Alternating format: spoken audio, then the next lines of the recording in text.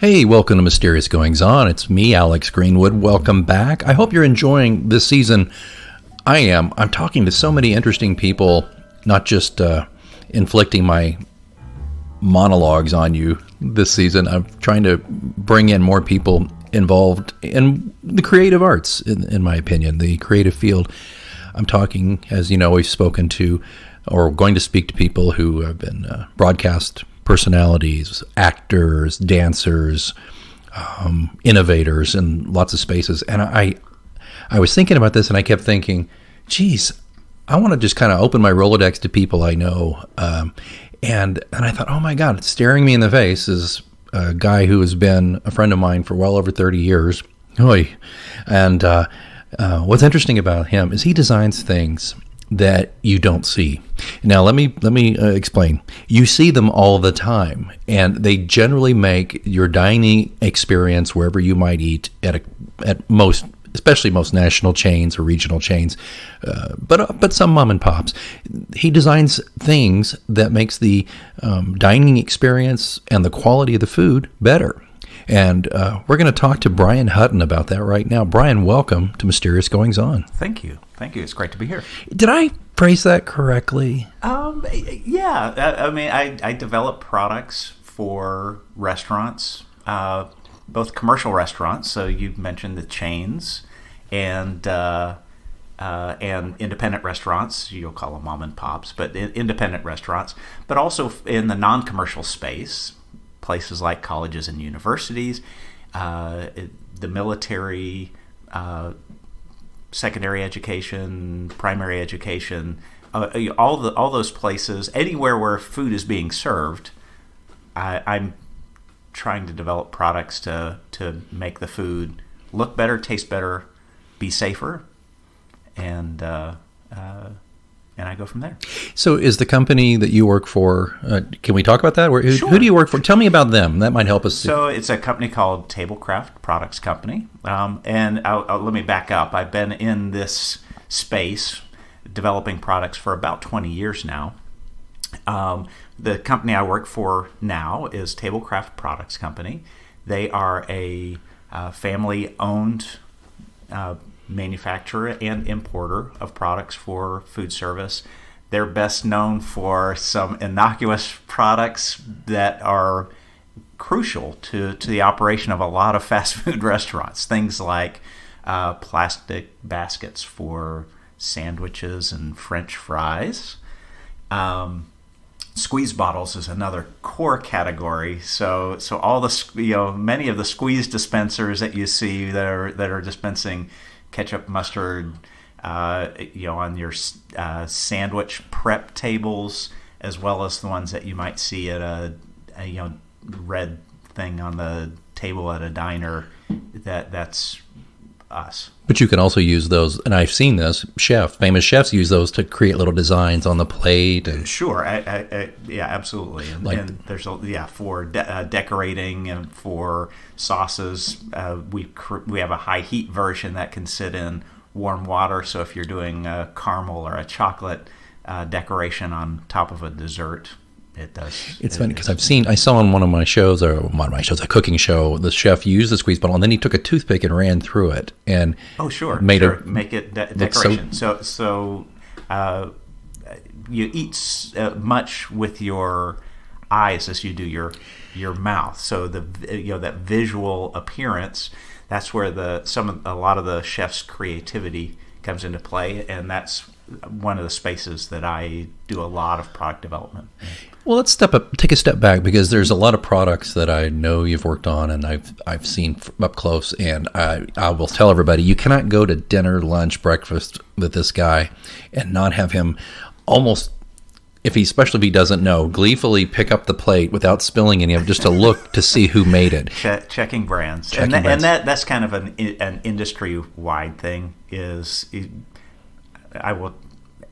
Being in the industry for 20 years, oftentimes just by looking at a product, I know who made it, and just appreciate how products are kind of arranged and created on it. I was having a family dinner at a restaurant, and I just took a picture of it because I was really like, this is really good. And you wrote back, oh, that basket, that's ours. Yes. And I just laughed, and everybody at the table, I said, it's Brian again. And everybody knew, you know. But so let's take a step back, though. You have been doing this for quite some time. Now, I understand you have a master's degree in advertising from Northwestern. Is that correct? It's in, yes. Essentially. Master, yes. And you have done this work, as you said, for quite some time now. Did you see yourself back when you were getting that master's degree doing this? No. I mean, honestly, when I was going through, I had anticipated one of two paths. One was agency work, so working at a traditional. I was in the Chicago area, so we were going to all the big agencies that were managing the beer accounts and the big department store and the big food manufacturers were all in the Chicago area. Some of those have kind of branched out since then, but that was path one. Path two was I thought I was going to get into teaching at the college level. So, but neither one of those, I had no idea that I was going to get into product development or anything that technical. Well, and we knew each other in college at bachelor's degree days, and you always were very creative. You like to draw, and you like to spin ideas, and your mind works in a way that's unlike most people I know. You find connections that most people don't. It seems to be a feature of your, not a bug, a feature of your brain that I've always admired. And to a degree, I have a similar skill, but it's not the exact same way. Mine's more with words. Yours is more with concepts, it seems. Yes, I think so. Yeah. And it's actually served me very well on the product development side, obviously, is finding maybe a dissimilar product in a completely unrelated industry and finding ways to interpret or use that technology to help the industry I'm in. So how and I want to get into the creative side of it again in a moment, but how crucial is product development in this industry? Can it make or break a restaurant? Yes, yes, certainly. And most people will focus on, I'll use an industry term, center of plate. So most chefs traditionally are focused on the food presentation. However, because the visual piece of it is critical to the success of that restaurant, then it's as important as the food. And I think I relayed an example to you previously, which is a burger and fries wrapped in paper is going to be one price. Call it that's a $7 meal. If you take it out of the paper, put it in a plastic basket, it's a $9 or $10 meal. You take it out of the plastic basket and you put it on a wood serving board with a stainless, the fries in a stainless steel. It's now a $13 or $14 meal, and then you put it on a high-end porcelain or china plate, and it could be a $20 meal. So just by how it could be virtually the same food cost, but by changing the presentation, you really define what you are as a restaurant, from a simple fast food to a high-end full service type. Is that so? When you keep the hot side hot and the cold side cool, like McDonald's did with what was that? The Arch Deluxe? Was that the Arch? Something like that. Yeah. And, no, it was the McDLT, wasn't it? Yeah, that's so fascinating, because if you go to a higher end burger place like Red Robin, sure, yes. Which, and with Fuddruckers is different though, I think. I don't know if they serve it the same, because you're building your own at Fuddruckers, I think so. But let's think about Red Robin. They seem to have the higher end serving, like you're talking about. The food comes out, it's a burger, right? But it's a gourmet deluxe, incredible burger, and I think that It's funny, I hadn't thought of this. So if I were to have a Red Robin burger served wrapped in a piece of paper, it'd still be tasty, but I would think twice about spending $15 on it. Exactly. Wow. Exactly. It's all about presentation. Yeah. So that's one line of products. The other is a huge focus and huge concern in the industry is food safety. So I develop a lot of products around food safety. So that's in the back of the house, in the kitchen, how to keep the knife or cutting board that you use for raw meats from being mixed with the same cutting board that's being used for strawberries or lettuce. That's why they color code a lot of the exactly. Right? So the whole concept of color coding and food segregation and what they call HACCP, which is an acronym for hazard analysis and critical control points. You identify these areas that are hazards, where the most mistakes happen, and you try to find ways to either completely avoid or mitigate those risks. So you invented that? I did not. I was going to say, it's like that Albert Brooks movie, Defending Your Life, and he goes, what did he say? The guy he met up in heaven or wherever they're going, he said, I invented, what did he say, totally nude? Yeah. You remember that? He's like, that was me. That was me. Yeah. Before that, they were all just nude. Nude, and it didn't go anywhere, but I added totally. So you're rather accomplished, and I know this partially because I vacationed with you. And let me just explain. See my products. So we were at a resort in Jamaica, our families together, and I don't remember exactly the circumstances, but we saw a cart that you had designed for a previous employer, I believe, and you said, that's one of mine. And so, of course, me being obnoxious, I go over to the lady who works there and said, do you like this cart? He said, oh, yes, it makes my job so much easier. I said, you're looking at the guy who invented it right here, and I'm pointing it, and Brian's all like, embarrassed, but I was part of a team. Yeah, that's what the first thing he says, of course. But it was so funny. It was just so interesting because she legit said this thing really did. And what I admired about, because I look at the cart, and I know a little bit about your industry. I've dabbled a little. I've worked with some companies, as you know, and that you actually got me in the door with, and I learned a lot about. But there's also something that we're not talking about yet either, which is beyond food service and safety, and beyond making the consumer appreciate the food in a different light. There is also just the ergonomics and the convenience to help staffers who use it, where they're not backbreakers all the time. Yeah. I mean, there's so many things that you've designed. So it's not just that. I mean, you've actually helped design products that help staff do a better job because they're not constantly struggling with physical limitations because of the. Sure. Yeah. Improving efficiency is important. I always think, as a person running a restaurant, the last thing they want to think about is a product, an equipment and supply product. They have so many other worries. So they have insurance worries, they have staffing worries, they have food cost worries, they have food waste worries. The last thing they want to think about is a basket or a tray or a tumbler or a cutting board. So I think one of my key roles is making something function well and make their jobs easier to do. So I always try and keep that in the back of my head when developing products. Let's talk a little bit about your process. Mm-hmm. And I'd like to use an example of one of your most celebrated designs and successes. We were talking about burgers earlier. Yes. You created the Better Burger. Better Burger collection. Well, and I'm asking you online here, so if it's not cool, we'll edit this. But I mean, can we use a picture of that Sure, I think so. Just so people can understand what you're doing here. Yeah. But if you would, though, go ahead and let's assume we have a photo of it in the show notes. Okay.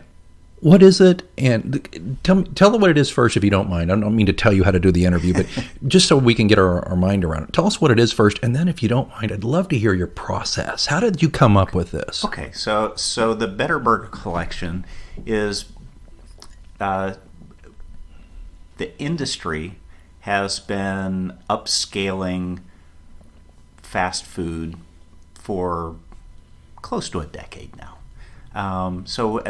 What was traditionally, my generation was very comfortable going to a fast food restaurant, but you wanted to go out on a nice night out, you would go to a casual theme restaurant. Mm-hmm. So fast food, think of plastic tray, disposable packaging, McDonald's, counter service. Yeah. And then casual theme was sit down restaurant.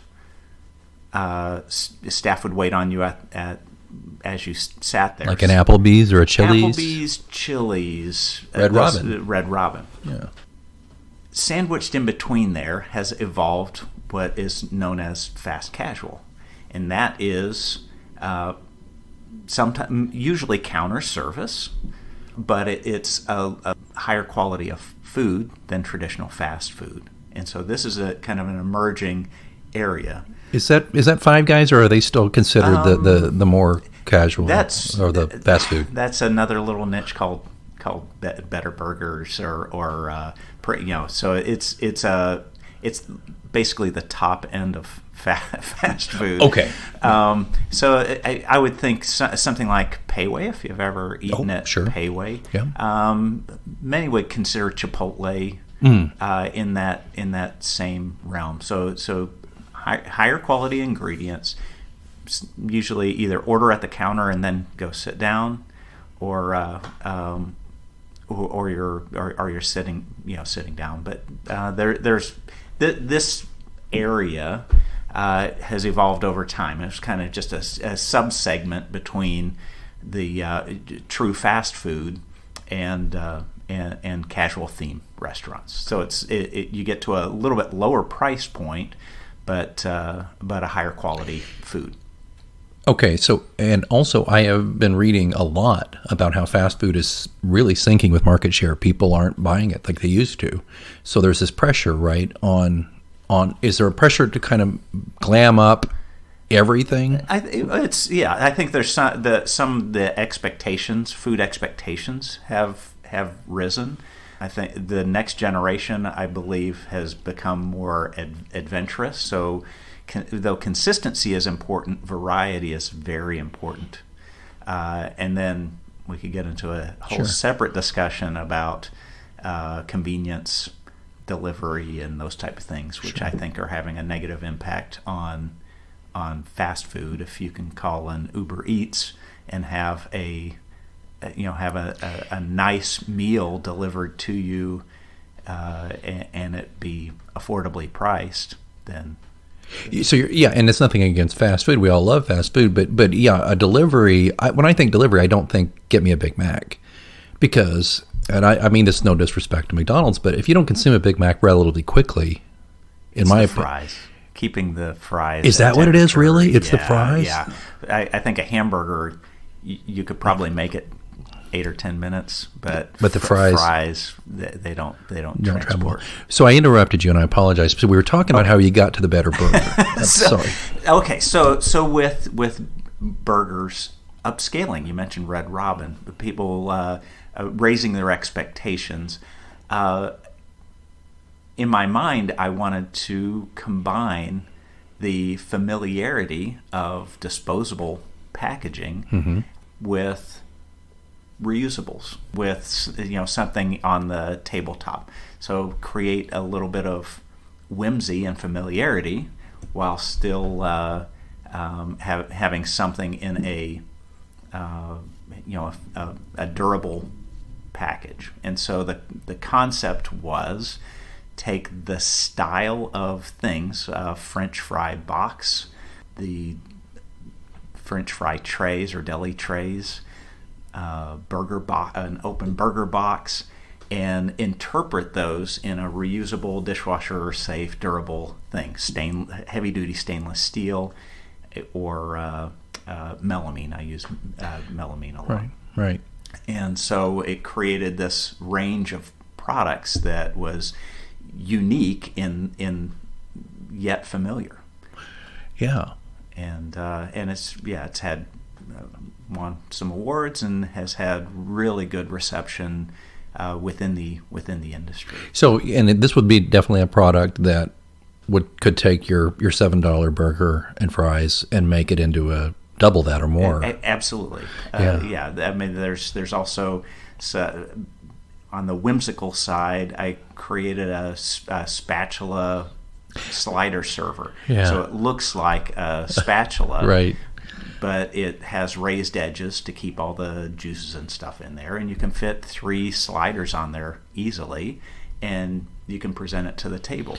Now, there's another added feature to that from my perspective, which is people there's a growth of paddle flights and serving things with handles, because one of the biggest things I'm annoyed by when I go to a restaurant is if a server hands you some food and their thumb is somewhere in your food. In the plate somewhere. In the plate, oh, in yeah. the soup bowl, because they're grabbing it and trying to present it. So there's a food safety and just a better presentation if their hand is away from direct contact with your food. That's a great point. And so when did Better Burger come out? 2 years ago? A year ago? It's a year now. Wow. Yeah. And we don't have to say who, but it's being picked up and it's being used. So you might see it at a restaurant. And again, hopefully we'll have a picture of this in the show notes and you can see it. And if you see one, you don't even have to lift it up and look under it. You'll just know that it's a table craft, but it's designed by Brian Hutton. Brian, let me ask you how that works, though. Mm-hmm.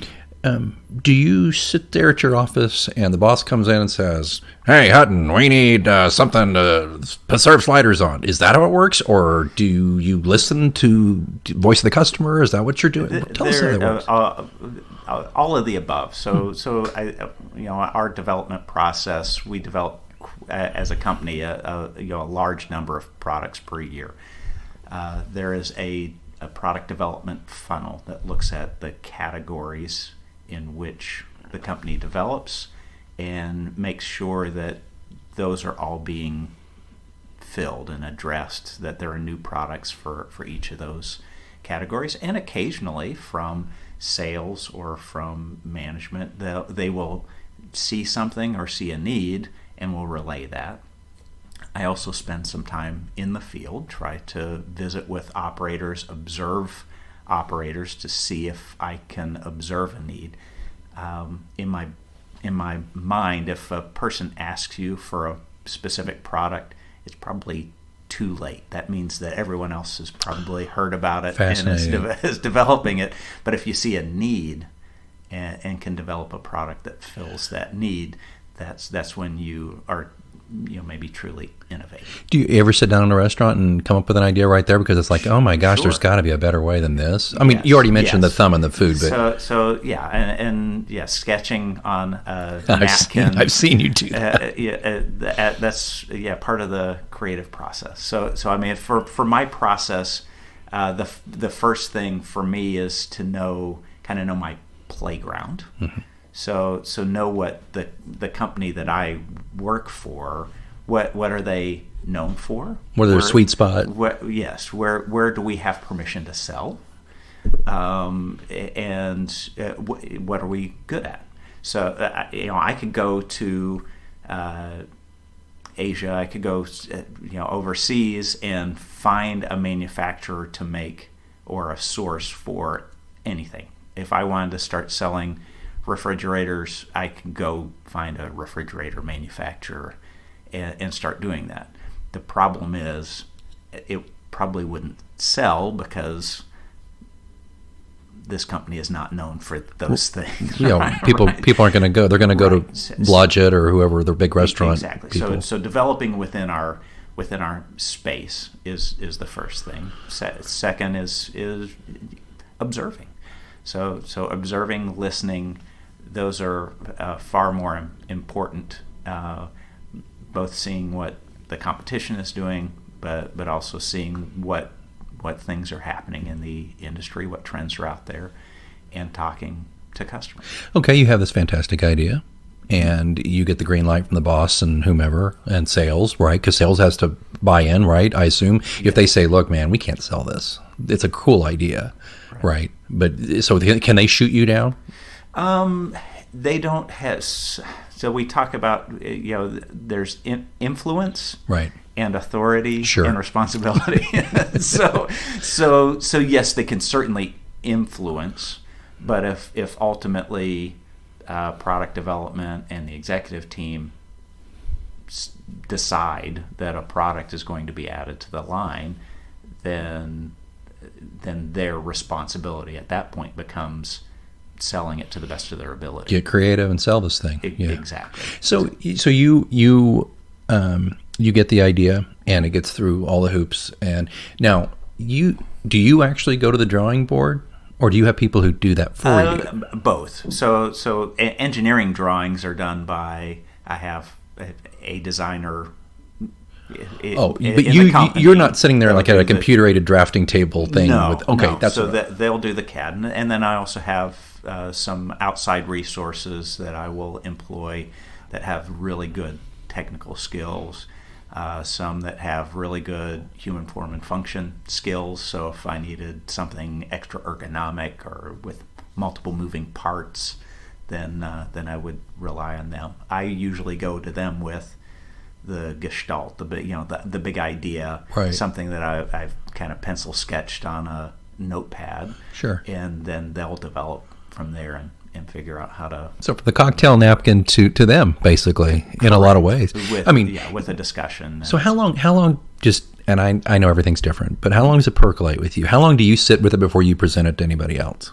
It varies widely. So sometimes it's days, and sometimes it could be months where I have a concept in my head and I'm trying to work it out. How would it work, or could it work?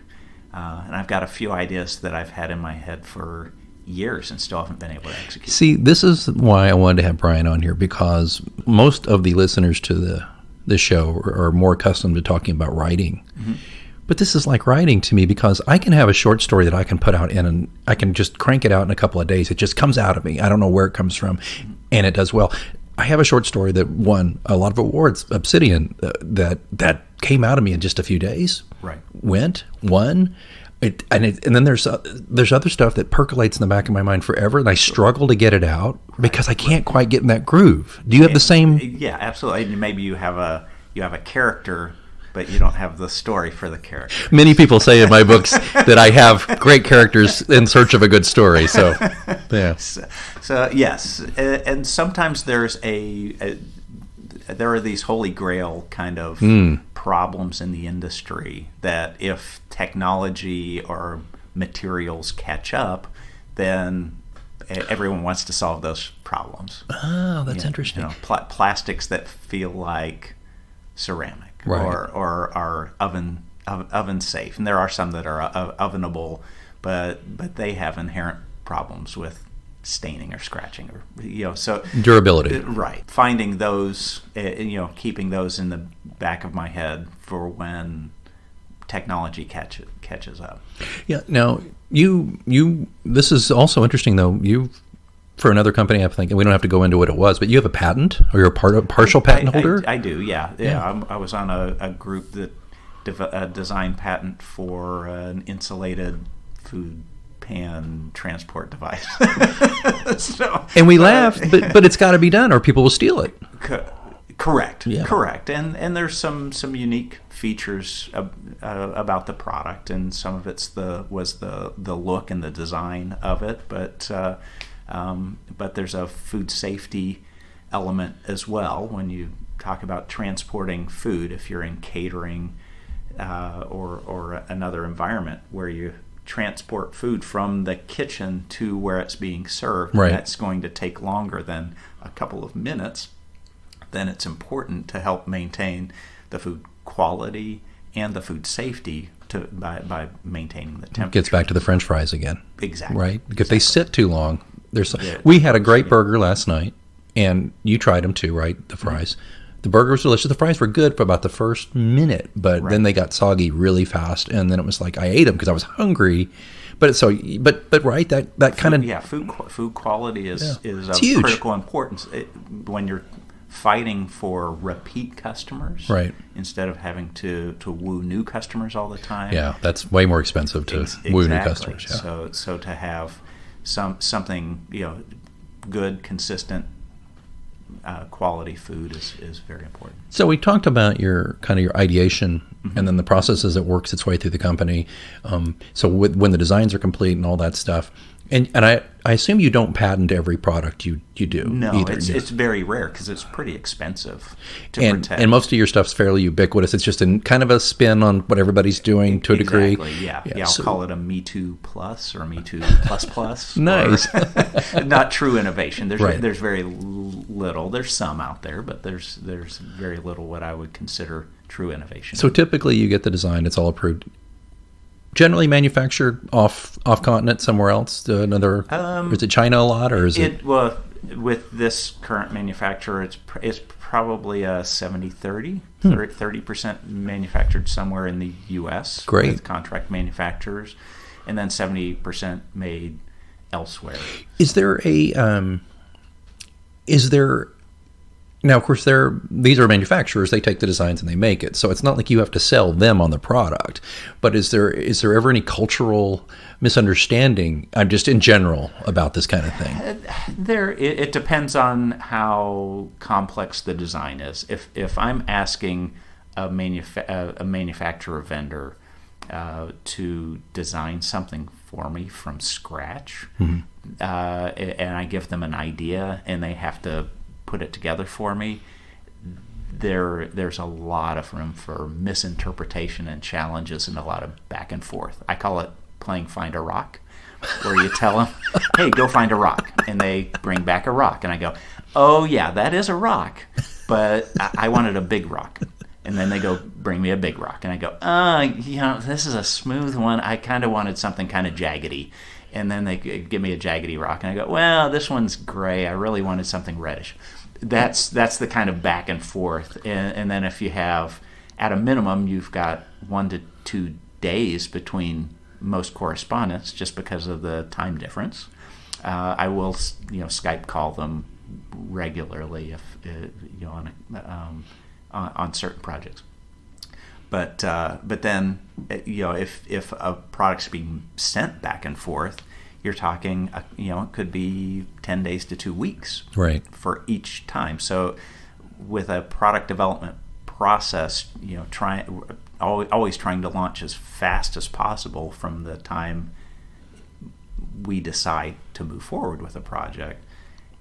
It slows things down. It just gums up the work. So the key is design and develop as much as you can, and then hand it off to them. And then, don't ask them to interpret for much interpretation. Yeah, because it's cultural too. I mean, it's like I could say to you, hey, like I already did earlier, right? I could say, like Red Robin. Well, that might not mean anything to somebody over there. Correct. They've never eaten at a Red Robin. They just think of a bird if they looked it up or did a Google Translate.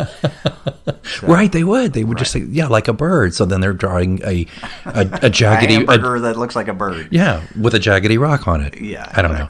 So that's fascinating to me. I mean, it's I don't think... See, just all of these intricate details onto, and here I'll oversimplify, all these decisions and all this thought that goes into making something that is so ubiquitous at one point you don't even really notice it. You do, but you don't. You notice it in the sense that, the Better Burger thing really presents my meal well and makes me feel like spending $20 on a burger and fries. But you don't think about what goes into making that. I bet some people look at that and go, that's just playing off of the old fast food kind of packaging, but they made it out of steel. Okay, but that's way more than that. It is, or it can be, if you do it right. If you do it right, if you do it wrong. Yeah. So the other thing that struck me is I also, in my creative process, and I'm sure you do the same, I find time to think and be bored. So in the office every day, weather permitting, I will spend half an hour outside. And I literally, I sit on the grass on the side of a hill. I take my shoes off. I ground myself, and I don't know if grounding is a no, it's a real thing. It's a real thing. I don't know if it works. It works in my brain, and I just watch.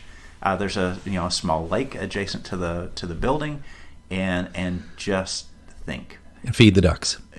Exactly, or the geese, and or watch the herons, or the fish swimming around in there. But that helps me. I think being disconnected from the Pavlovian dinging of the emails coming in, and just the constant interruptions and interactions, which I treasure the interactions, but I also need, as part of my creative process, to get away and just think a little. Anybody ever said anything to you about it? Most people are. Everyone's. Sometimes they'll see me with my shoes off, and they kind of make fun of me. But for the most part, very very supportive, because the proof is in the pudding. If we get results, we're developing unique products that answer industry needs. Then that's what it's all about. I happen to agree. There's a couple of things people who listen to this show and look at my social media know is that I work out every day, but also one thing I do a couple of times a week is I do a little bit of forest bathing. There's a woods with trails near my house. It's about a 1.5 mile walk. You can hear a little bit of highway, but not much, especially when everything's in bloom like this time of year. And that really helps me, get away. As you said, the Pavlovian ding of the email and the phone ringing and people coming by, well-meaning people who chickadee-chack and want to talk to you about stuff. So that's an interesting part of your process. So your job, you mentioned how you're at the office and you're in Chicago area, right? Correct. But you have to travel a fair amount for this job, or somewhat? Less. Throughout my career, I've traveled. Gone. My travel has gone up and down. I will try to get to.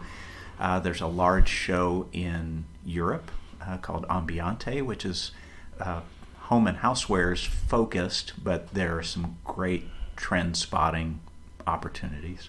And then I try to go to Asia at least once a year, but usually a couple times. Like Hong Kong or? Hong Kong, and then there's a large show in Guangzhou that's twice a year.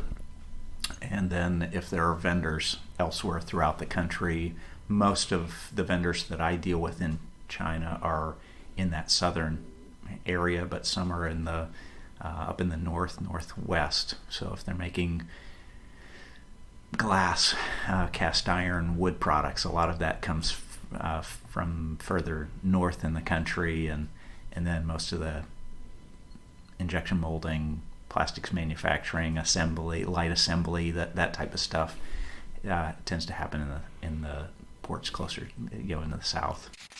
You also served in the U.S. military. Yes, you were an officer in the military.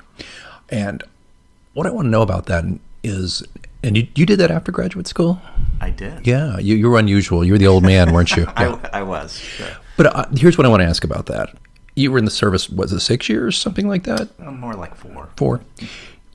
And you worked for, you jumped out of airplanes and things like that, but you also worked in an area that took care of, what corps were you in? I was an Adjutant General Corps. Adjutant General Corps. Yes.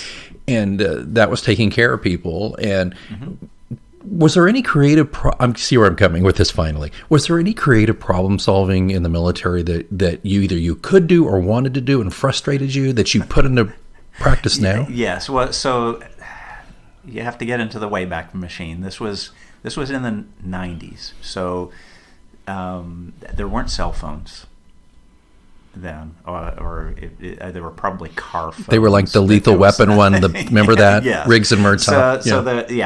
They're on a deployment.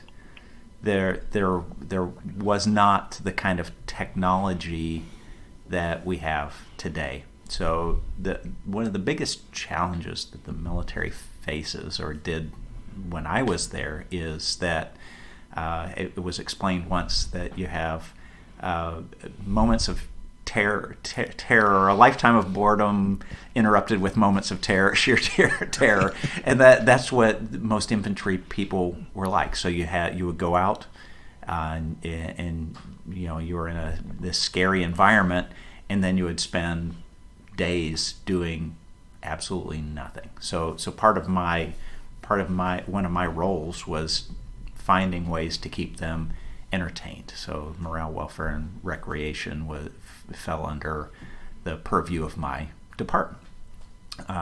Postal fell under my department, and so it was critically important to make sure that the mail got there. And so all of those any soldier packages and letters. Oh yeah, like they would do back home for, like on MASH, mail call was like a huge deal, right? Correct. That's not a joke. Correct. They were looking forward to this. It is changing a little bit again with the easy access to easier access to a cell phone and international plan. When I was stationed in Germany, it was 50 cents to $1 per minute to for a phone call from landline to landline. And so, most soldiers couldn't do that, at least couldn't do it regularly. Right. And so keeping them entertained and keeping them out of trouble was a very important part of my job, and it required a lot of creativity. Right. And thankfully, the post-Vietnam military did appreciate the soldiers and did invest in things to help them along. But was creativity welcomed? To a degree, I think it's back to know your playground. So I had to work within both the financial constraints and the exercise constraints of my department. Yeah. So, did that go find a rock in a way too? Did you have to work for for generals and colonels and majors who perhaps maybe were older and didn't quite have as good an understanding of the people you were serving as there were some at that time most of the higher ranking folks were Vietnam vets. Okay. So the tough it out mentality, just figure it out. You're a grunt, so you're going to be bored. Yep, I was bored when I was in Vietnam. You'll figure it out. Right. Versus, I think there were also a large group of those folks that came out of Vietnam saying, we don't want soldiers to have to go through the same things that we did. Mm-hmm. And we don't want, we want to avoid alcoholism and drug use and addiction in our ranks because we know what effect that has on the unit. Yeah, the deprivations are part of the deal, but if there's a way to ameliorate that, why not? Exactly. Yeah. Exactly. So, and it's funny, and it's not really our discussion, but nowadays with cell phones and things, I wonder if there's more problems though, because to some degree, because you've got these young kids serving in infantry who've got a cell phone, and maybe they're, we're going to do maneuvers somewhere tomorrow, and maybe that's not something that people should know about. I'm just I'm sure there are people taking cell phone videos and things that they shouldn't because it's classified. Right. But there's, I'm certain, also distracted soldiers have got to be a problem. Yeah. Where you're supposed to be on watch, looking out for a potential threat, right, and you're scrolling through the social media feed. Yeah. So let's get back to what you're doing now. Speaking of threats, how competitive is your business? Is it a really? I wouldn't call it cutthroat, but you have some cutlery. There is some healthy competition. The number of categories that my company competes in, each one of those categories could have 3 or 4 major competitors. And then there's also a secondary threat.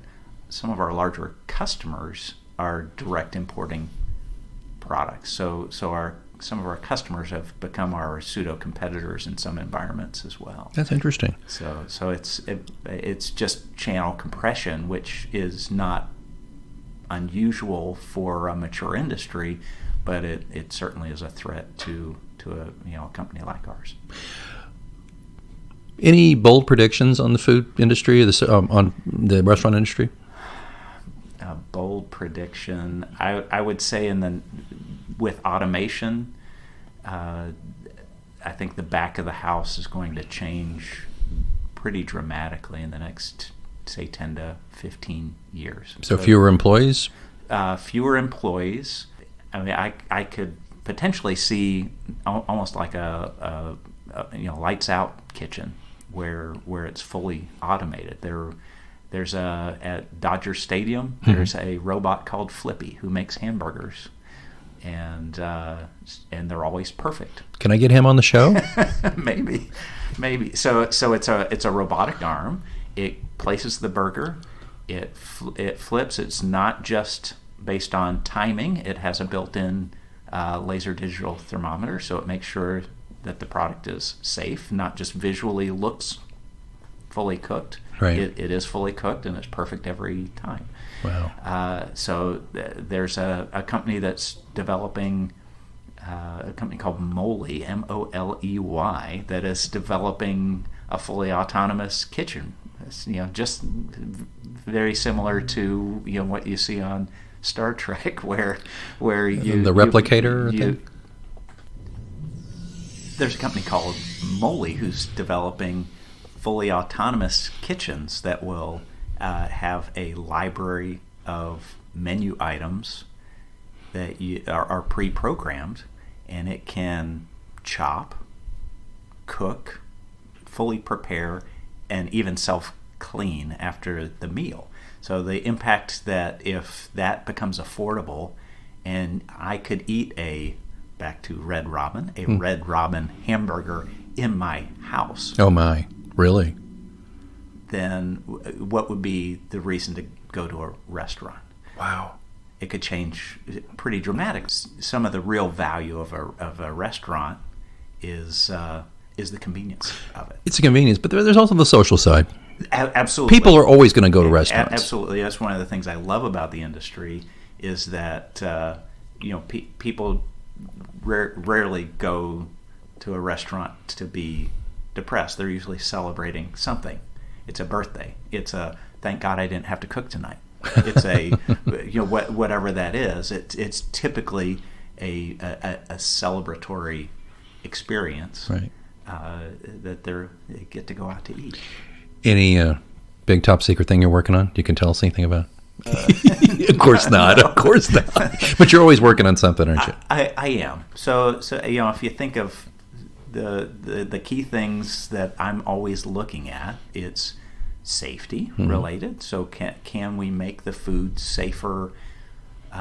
Consistency. So can you control the portions? Can you control dosing of whatever condiments, sides, etc., so that it's the same every time. It's very predictable, and can you make it look better, more visually appealing, so that it positively affects the overall dining experience? Well, you obviously do it very well. Is there any, in closing, anything we missed? But I have a question, if nothing else. Sure. And, is there one thing you would like people to know or wish people knew about what you do? And there may not be. You may be like, look, don't pay attention to the man behind the curtain. Just lift up your plates. I don't know. What do you think? About the industry, or about what you do, or or about the dining experience, perhaps. I think what I think I may have mentioned it earlier in the cast, but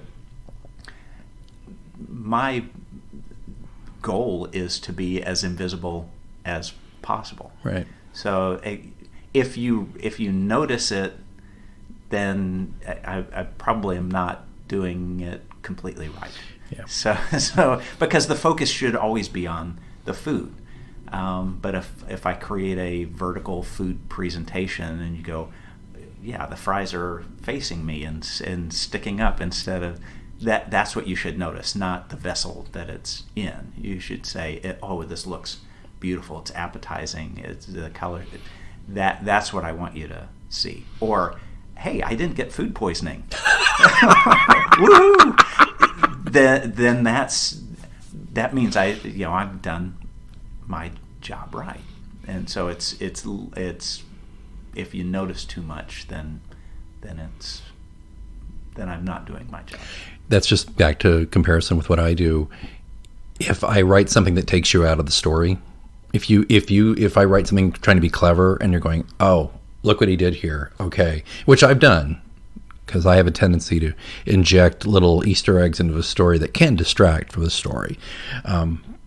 But then I have kind of failed you because I pulled you out of the story, and then you have to kind of get back into the story. So I love that. I love that thing there. So, I frequently get a question from readers, "Hey, Alex, did you see so-and-so's book, or did you read that, or did you see that movie? Do you wish you thought of that?" And I'm like, "No, of course not." But of course, in my heart of hearts, I'm eating my heart out going, "Yeah, I wish I thought of that freaking $1 million idea." What about you? Is there ever like a product or an idea that you wish you had created? So there's one I kind of kick myself about, because it's a lot of the best solutions are simple ones. We talked to color coding. A company called Rubbermaid, I'm sure you've heard of it. Doesn't ring a bell. So they have a commercial food service products division. Right. And they developed a trash can, and the trash can's been around for a very long time with very little innovation. Right. I mean, the first innovation was changing from tin to plastic, which made it a lot more durable. But after that, it basically remained unchanged. Right. They developed a can with side vents. So basically a vertical vent that runs down the side. And in a commercial kitchen, you have a lot of wet product because you're removing food, and so the can liner sealing against the can is a huge problem, because the amount of lifting force it takes to pull the can. I used to work in fast food. I remember this. It's horrible, and strain and back related injuries is a huge problem in the industry. Well, they created a venting system that reduces, it breaks that seal between the liner and the can, and reduces the lifting force required to lift it out by about 40%. That's brilliant. And so simple, and it is actually something that your listeners can do at home. If you can get like a PVC pipe. Mm-hmm. Cut it at an angle so that air can travel through it, and put it in the can before you put a can liner in. It'll break that seal. So you could do that at home, or you could buy the Rubbermaid can if you can find it, although most of them are commercial sizes, so not real functional in a kitchen. It's a brilliant idea. Yeah, it was, again, a very simple idea, but the result was it was really good. Yeah, when I was in high school, I worked at Chick-fil-A, and I remember those massive, the big square cans, and we would, the lift that was required, and we had some particularly young women who, high school age, they just didn't have the upper body strength to even get a full bag out of the can, and I'd have to go help, or and then so that would have been a really great thing to have. Yeah. And this was patented, I think, within the last 10 years or so. See, but that's the thing. Your mind is open to these things. Like, you'll see this, something like this down the road, I'm sure, and you'll solve that problem. Exactly. That's my hope. I've got a couple of things percolating, milling about in there, and I love that show Connections. Do you remember that? Yeah, I do. Yeah. So I've got a couple of those rattling around in my head now. That's why we need people like you, who are thinking at things from a different angle, and kind of like that design. You're relieving some pressure to make our lives a little better, and that's pretty cool. Yeah. I have so enjoyed learning more about what you do, and I hope you listeners have as well. But Brian Hutton, thank you for being on MGO. My pleasure. Yeah, it's great. We can get together again sometime. I would like that very much. And listeners, I appreciate you tuning in here, and I'd appreciate it if you'd tell other folks about this, especially if you enjoyed this kind of fascinating look behind the curtain of creativity in areas that you might not expect to find it. And we're going to be doing a lot more of that on Mysterious Goings On as we continue. But as ever, the clock is ticking, and I have some writing to do, and you have some reading to do. I think you know what that means.